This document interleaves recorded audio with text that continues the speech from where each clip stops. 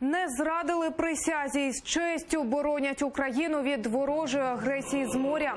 Морські піхотинці з Севастополя, яким вистачило мужності не переходити на бік окупанту у 2014-му, приїхали до Києва. На центральній вулиці столиці вони готуються до військового параду до Дня Незалежності.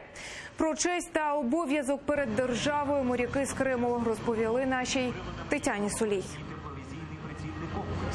Олексій Мацієвський мріяв стати моряком з дитинства, тому після 9 класу 16-річний юнак, не вагаючись, залишив рідний Київ, поїхав у Севастополь вступати до ліцею військово-морських сил та здобути освіту в Криму. Олексію завадила російська окупація. У 2014-му він виїхав в Одесу. Сьогодні він знову у Києві, готується до параду до Дня Незалежності. Розповідає, сумнівів, в якій країні він служитиме, не мав. Син військового добре знав, що таке честь і вірність присязі. Я знав, що в подальшому проходитиму службу в Збройних силах України, і в мене родина військових, і з дитинства був я вихований так, що треба бути вірним тому, що ти говориш, дотримуватися певних принципів. І якщо ти вже пішов на службу до своєї країни, до однієї, то перебігати це якось, по-перше, неправильно, по-друге, не по-чоловічому. Вірними українській присязі залишились 10 із 50 однокурсників Олексія. Каже, не всі, хто лишився в окупованому Криму, насправді хотіли цього. Рахуючи те, що ми були неповнолітніми, і багато хто наполягав, з батьків наполягав на тому, щоб діти залишалися в Криму, хоча насправді у них не було такого бажання.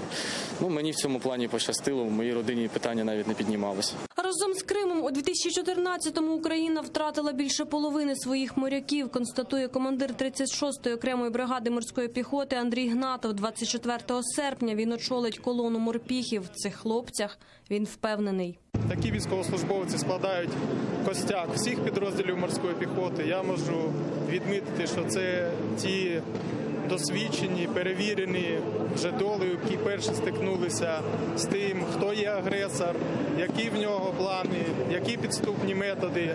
І не зразивши присязі, ці чоловіки, жінки, військовослужбовці з сім'ями повернулися в Україну, і на сьогоднішній день вони з честю продовжують виконувати свій обов'язок. Військову міць України в умовах неоголошеної війни демонструвати не соромно, кажуть українські військові. Із захопленням розповідають про новинки у військовій техніці. Українська Богдана натівського калібру, американські Джавеліни, Ан-178. Армія готова відбити ворожу агресію і на землі, і на воді, і в повітрі. Тетяна Сулій, Олександр Павленко, Заман, АТР.